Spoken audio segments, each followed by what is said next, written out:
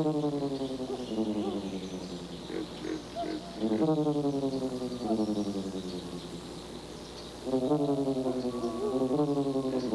the dawn of human life until fairly recent times, we roamed the earth foraging for food. Because the plants and animals on which we depended were not restricted to a single place, neither were we restricted by territorial boundaries.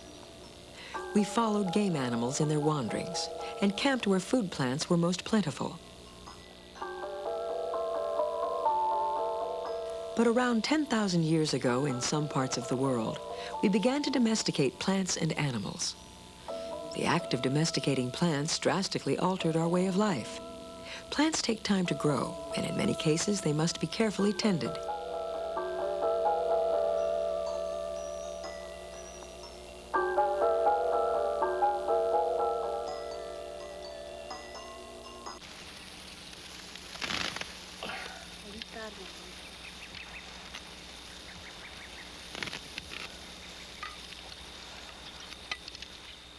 When the plants are ready for harvest, this too takes work.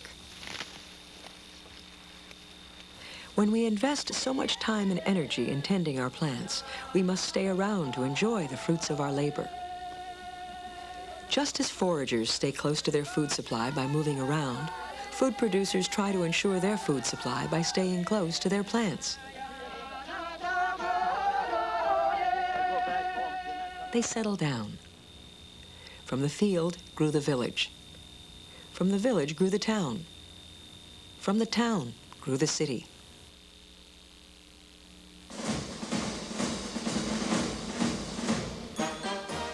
As the cities grew, so did the states. The birth of modern civilization stems from the simple act of placing seeds and plants into the ground. But houses and fields are especially subject to natural disasters. They cannot flee as wild animals and foragers can. Since we cannot escape nature, we attempt to placate it. Like the Maya of Mexico, desiring a plentiful harvest, we appeal to our gods through prayer.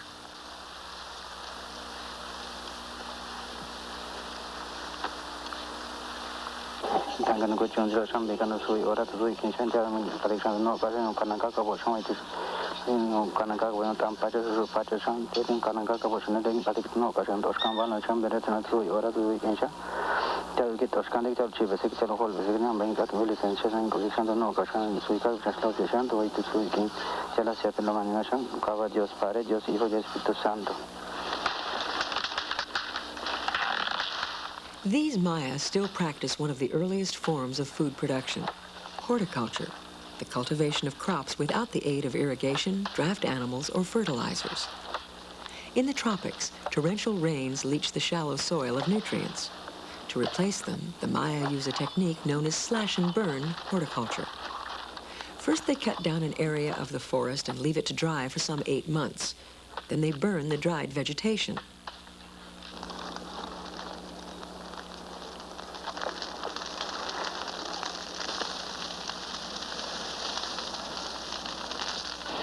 Carefully calculating the wind, they start backfires.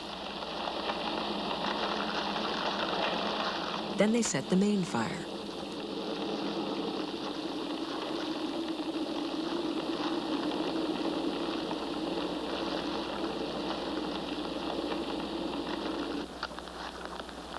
Fire burns everything.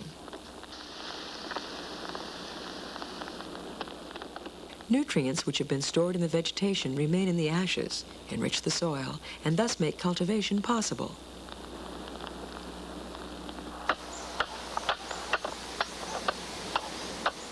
After the rainy season, when the ashes have been absorbed into the soil, the Maya plant.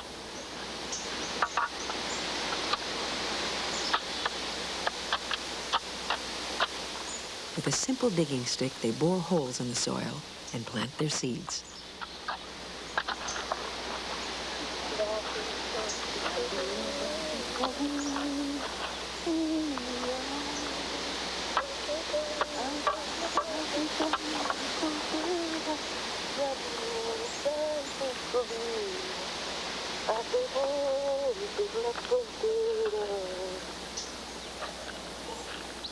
This form of cultivation represents an ingenious accommodation between the needs of the Maya and their delicate environment.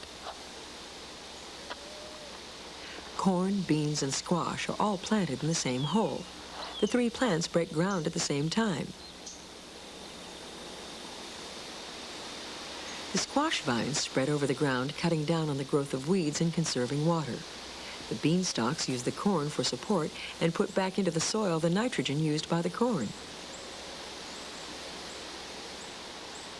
The soil, however, remains usable for 2 years at most.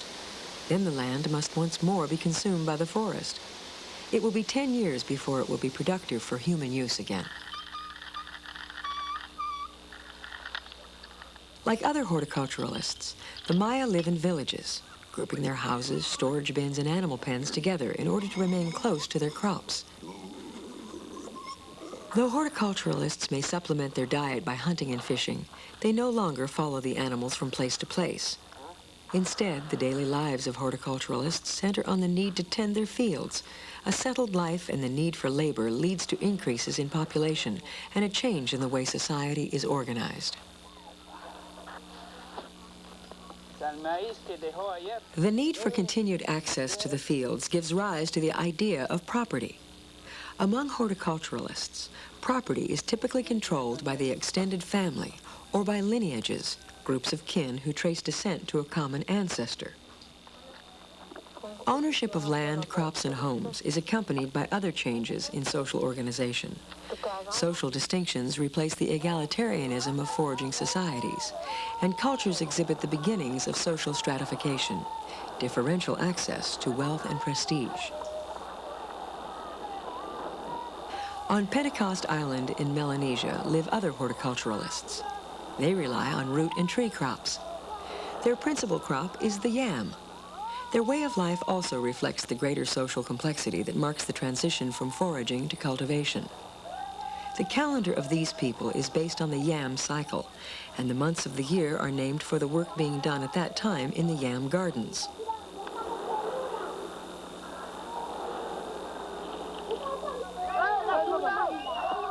Families provide food for rituals in which thousands of yams are displayed and distributed to visiting clans. High status is conferred on men who give away the most and best yams. The result is an elaborate system of ranking.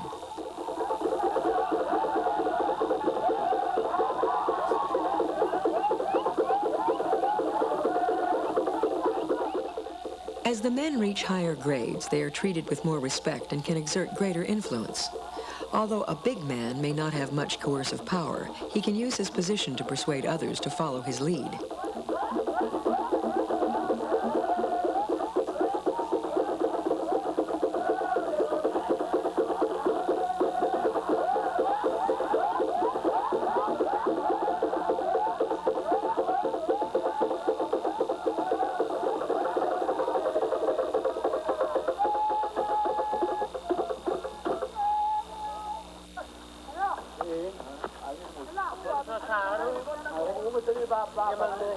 In order to assure a good harvest, these Melanesians practice an extremely dangerous ritual.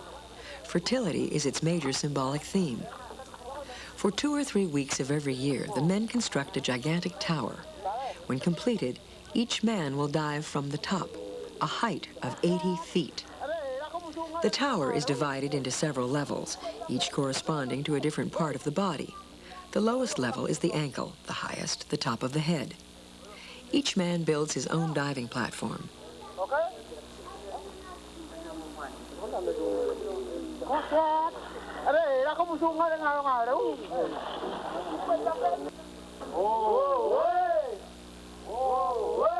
In the forest, the divers select vines which will be tied to their ankles to break their fall.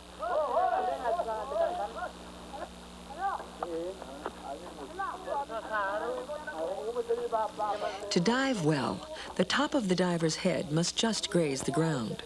It is therefore critical that each diver carefully measure the length of his vines. The slightest miscalculation could mean the difference between life and death.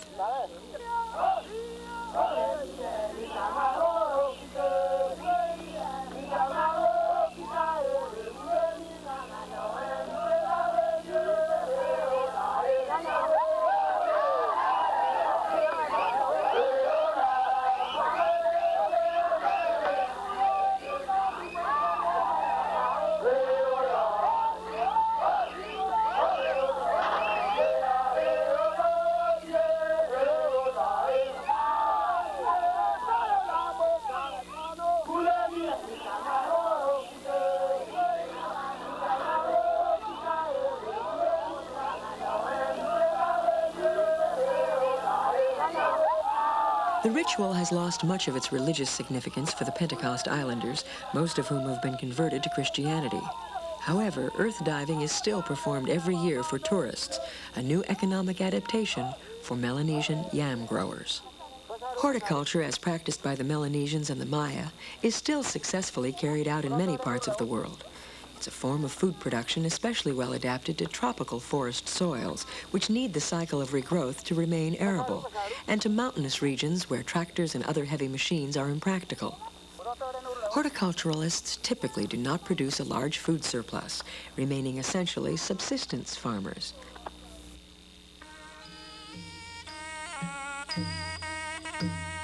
This is Angkor Wat in Cambodia, a temple in the ancient city of Angkor, the heart of a rich and highly stratified kingdom. It was established by the Khmer, ancestors to the present-day inhabitants of Cambodia.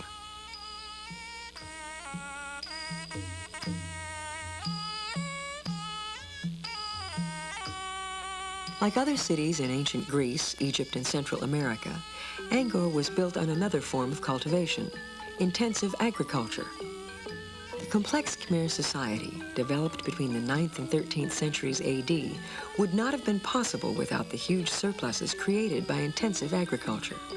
Intensive agriculture made possible the magnificence of Khmer society and its corresponding level of social complexity, with rulers, courts, soldiers and priests, artisans and slaves. Sophisticated water storage and irrigation systems overcame the vagaries of monsoon rains and drought, making it possible to grow great quantities of rice, enough eventually to feed 1 million people.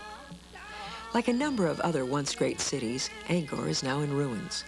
Some anthropologists believe that societies based on intensive agriculture are inherently unstable. The Khmer Kingdom is no exception.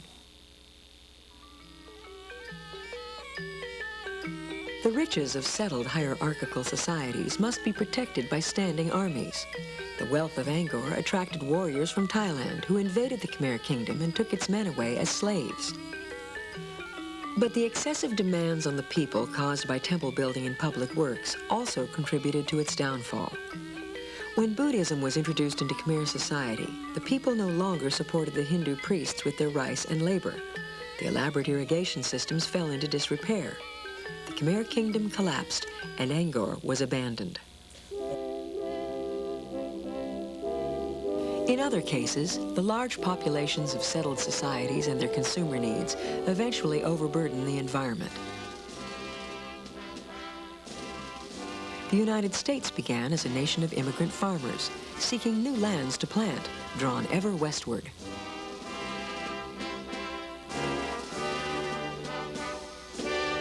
Oh, beautiful for spacious skies, for amber waves of grain, for purple mountains' majesty above the fruited plains.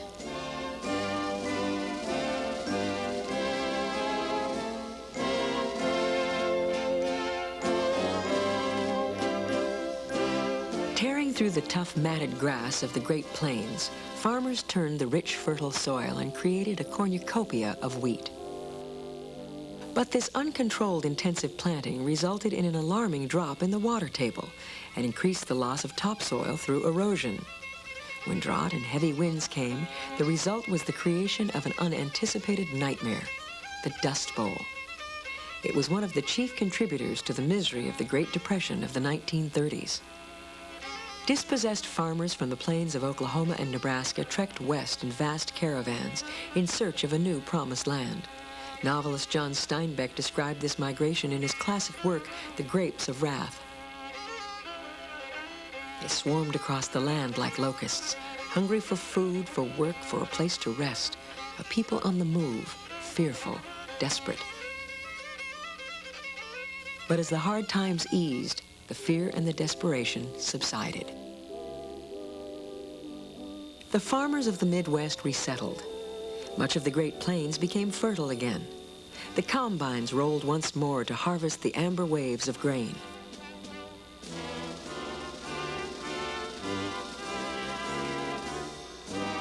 Modern machinery and more intensive farming techniques have transformed the American farm.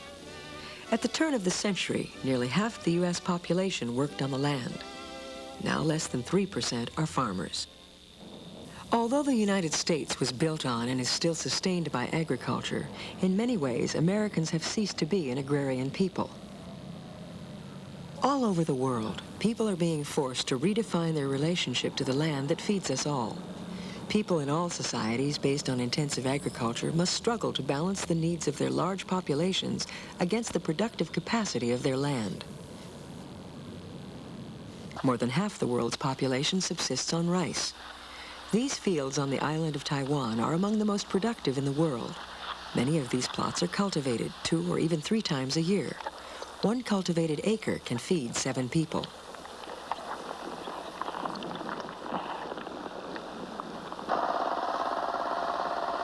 As in Angkor, this high yield is largely attributable to expert water management, the design and controlled use of irrigation to assure continuous fertility. Draft animals, like the water buffalo, dramatically increase the amount of energy available for input into the land. They assist in plowing, harrowing, and tilling. That is, turning over the earth, leveling it, and clearing it of weeds. Some fine harrowing is human-powered, however, to guarantee even spacing and straight rows. Fertilizer is applied 2 or 3 times a season, the first during land preparation. Heavy applications are required for high yields. Herbicides are applied to control weeds and combat insect pests and plant diseases.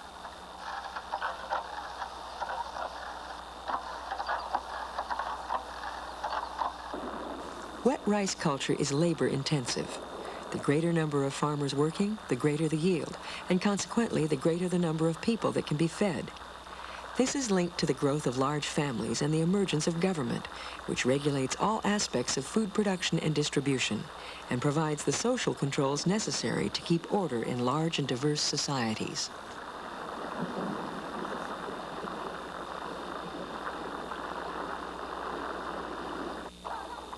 The Taiwanese have developed hybrids of the rice plant which are shorter in the stem, stiffer in the stalk, and which produce many tillers from each root. This creates stalks that are more resistant to wind, disease, and pests, and gives the maximum number of heads per plant. A power tiller can do 5 times the work of a water buffalo, thus increasing productivity. But this isn't the only reason that machines are used.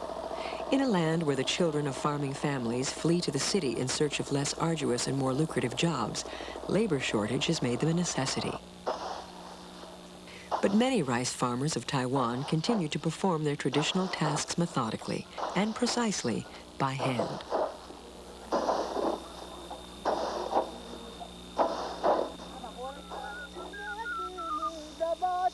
While rice is the staple of East Asia, another grain, wheat, sustains much of the rest of the world. In Afghanistan, farmers produce wheat much as they have for some 8,000 years. Yet this too is intensive agriculture. Like the farmers of Taiwan, the Afghanis also rely on an elaborate irrigation system.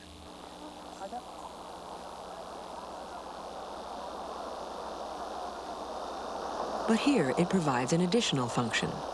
It provides the power to turn the millstone, to make flour from the grain.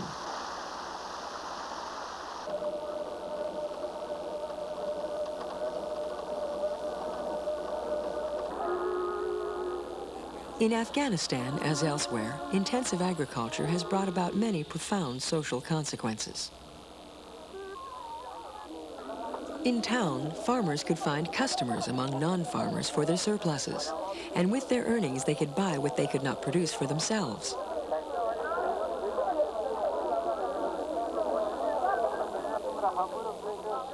A new and powerful institution developed, the market, and with it, commerce and trade.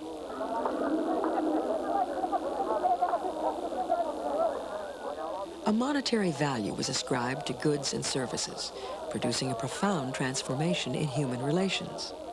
The merchant appeared on the scene, the banker, tradespeople. Along came powerful distinctions in wealth and access to power and prestige.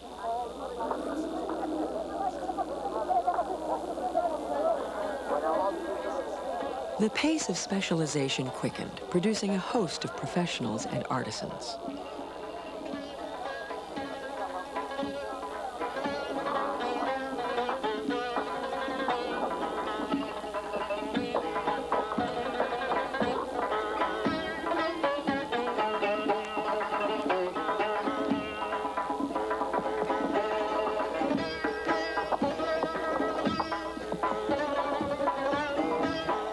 Along with specialization, the territorial state appeared, with its panoply of leaders, bureaucrats, and officials, sanctioned by a religious hierarchy and protected by professional armies.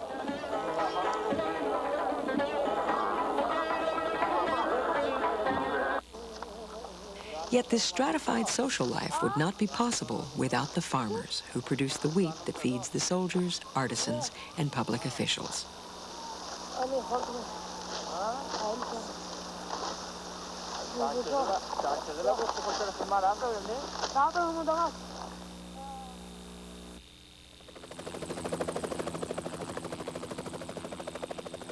On the island of Bali, in Indonesia, farmers, officials, and religious leaders are organized into a complex social order aimed at regulating the agricultural cycle in one of the most intensely farmed areas of the world. Bali has supported itself by growing rice for more than 1,000 years. Across the island, farmers have traditionally shared the available water from rainfall, from the rivers and lakes, and from an intricate web of irrigation canals and tunnels. This cooperation has enabled them to grow several crops of rice each year without pesticides or outside fertilizer. This sharing of a scarce resource was made possible by a religious system organized around a belief that water is sacred to the goddess Dewi Damu. The temple to Dewi Damu is located at Lake Batur, the crater of an extinct volcano and the most elevated water source on the island.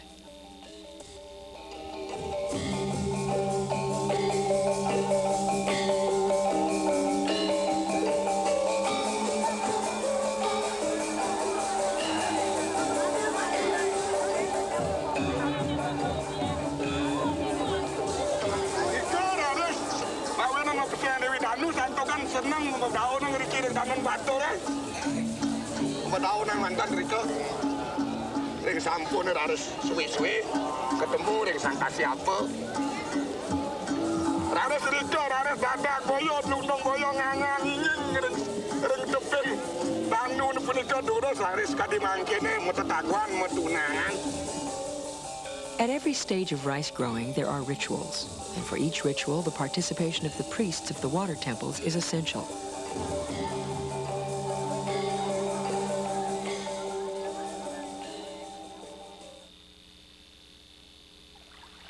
Holy water is distributed through a network of water temples culminating in the home of the water goddess at Lake Batur. The flow of holy water from upstream to downstream mirrors the flow of irrigation water. At each source of water along an irrigation system, each lake, spring, main canal, and even the tiny canals leading into each farmer's field, there is a temple or shrine. The planting cycle is carefully regulated by a system of priests under the ultimate supervision of the Jirogade, the high priest at the temple at Lake Batur.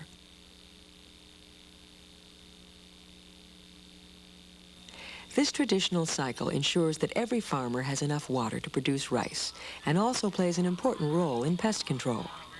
If all the fields in a large area harvest at the same time, there's nothing for the rice pests to eat and pest populations decline.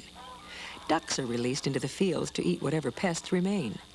But since the ducks would also eat the young seedlings, they must leave the fields before the next planting. The result is a carefully balanced ecosystem under the guidance of the temple priests, producing enough rice to support Bali's dense population. Like the Balinese, most people in the world today live in complex societies based on intensive agriculture. And like the Afghanis, we have become an urban culture. But as our occupations become more specialized and as we become increasingly industrialized, we no longer relate directly to the land. The food in our supermarkets seems remote from the soil. It is easy to forget that it is, in fact, a product of nature, and that each of our cultures is intimately related to the ways we choose to use our world's natural resources. Modern society would not have been possible without that first act of placing seeds and plants into the ground.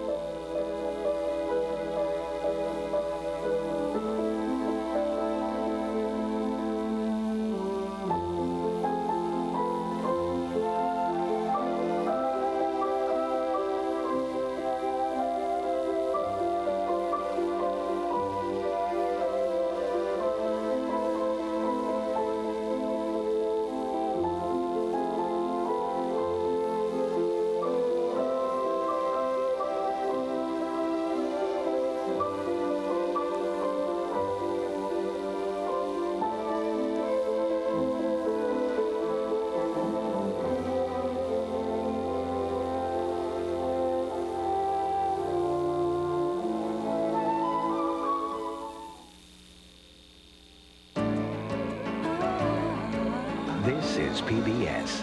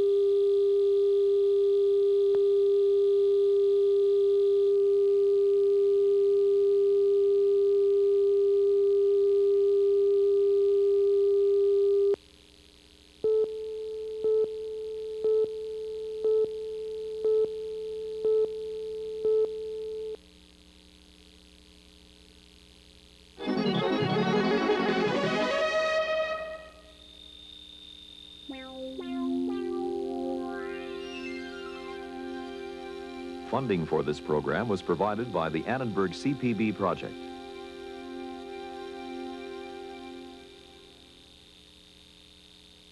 With additional funding provided by the Geraldine R. Dodge Foundation.